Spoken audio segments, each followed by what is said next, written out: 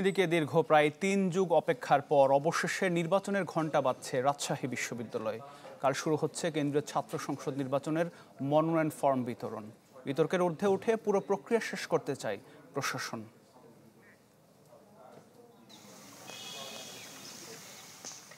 দীর্ঘ ৩.৫ দশকের প্রতীক্ষা শেষ হচ্ছে এবার।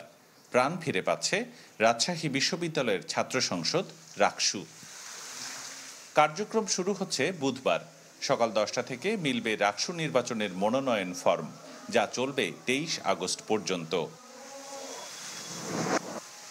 ভোটে অংশ নেবেন এমন প্রার্থীরা বলছেন ইতিহাসের অংশ হতে যাচ্ছেন তারা। দাবি জানান স্বচ্ছতা, জবাবদিহিতা নিশ্চিত করতে নির্বাচনে একটি পর্যবেক্ষক দল রাখার।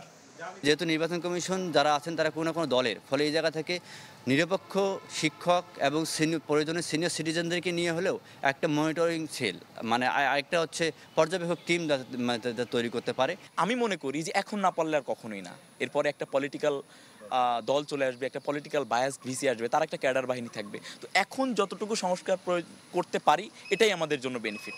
আধিপত্যবাদের যেই বিষয়গুলো আসে হলে বা ক্যাম্পাসে, এই সবগুলো আমি মনে করি রাকসুর মাধ্যমে এগুলো দূরীভূত করা সম্ভব। নির্বাচন কমিশন বলছে এত বছর পর ভোট করা চ্যালেঞ্জের। দাবি ভোট কেন্দ্র নিয়ে কোনো ধরনের সংশয় নেই। হল পর্যায়ে নির্বাচন কেন্দ্র করাতে যে আশঙ্কার কথা স্টুডেন্টরা মনে করছে, সেই জন্য আশঙ্কার কোনো সুযোগ নাই। এর আগে যতবার রাকসু ইলেকশন অনুষ্ঠিত হয়েছে হল পর্যায়েই হয়েছে। কোনো আশঙ্কা যেটা প্রকাশ করছে এই ধরনের কোনো দুর্ঘটনা কখনো ঘটেছে বলে আমাদের জানা নাই। শিক্ষকদের মতে সব বিতর্কের ঊর্ধ্বে উঠে ভোট সম্পন্ন করাই প্রশাসনের প্রধান কাজ।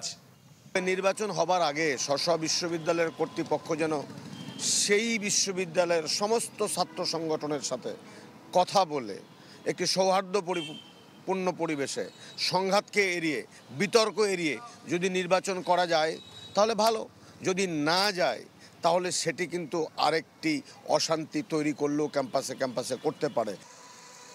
আগামী 15 সেপ্টেম্বর অনুষ্ঠিত হবে রাকসু নির্বাচন। অংশ নিচ্ছে 25,127 জন ভোটার। আবরার শাইদ, চ্যানেল 24, রাজশাহী। বাংলাদেশ গড়তে এলো জুলফিকার স্টিল। জুলফিকার স্টিল, ইস্পাত দৃঢ় অঙ্গীকার।